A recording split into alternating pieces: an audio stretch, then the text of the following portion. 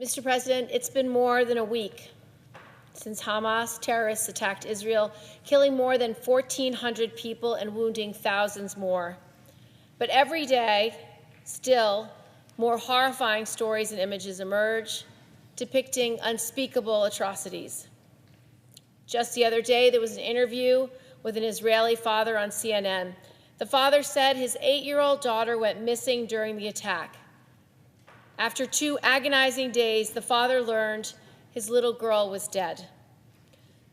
But it was his reaction that really hit me. When he heard the horrific news, the father said that he felt relieved because, quote, "If you know anything about what they do to people in Gaza, that is worse than death."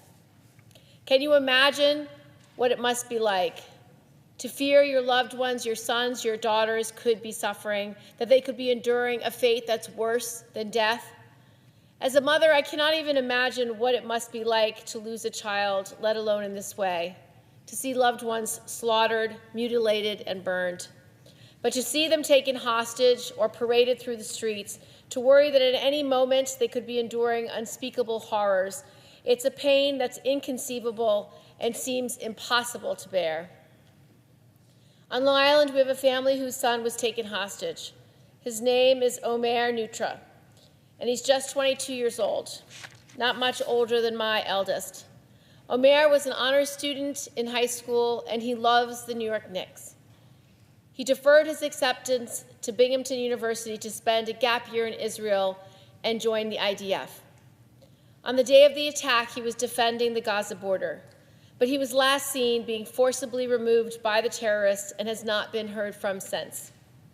Omer is just one of nearly 200 people who were abducted by Hamas: toddlers, babies, teenagers, moms, grandmothers, grandfathers, people who cannot go without their medicine or are even too young to walk. Entire families captured and used as human shields. One 85-year-old grandmother, Yafa Adar, was carried off in a golf cart as she held her head high, but her family says without her medication, it's likely going to be a lot of pain for her. A mother was on the phone with her son when he was abducted, and she heard him say to the terrorists, "Don't take me, I'm too young."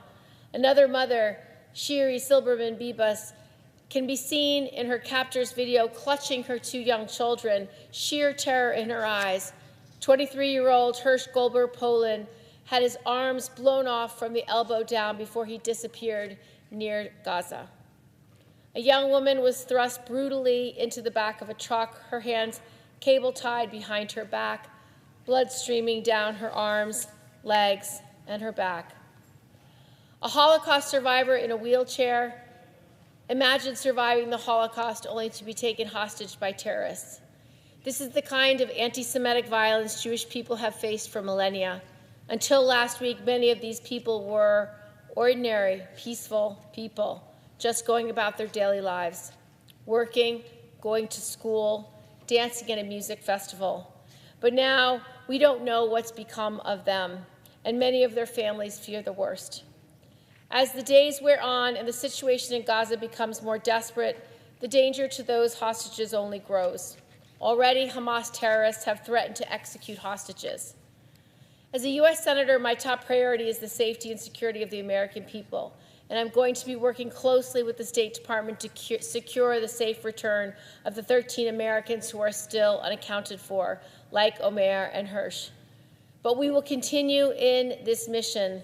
I want the hostages and their families to know we will not stop fighting for you. We will do whatever it takes to bring you home, and we will never give in to terrorists.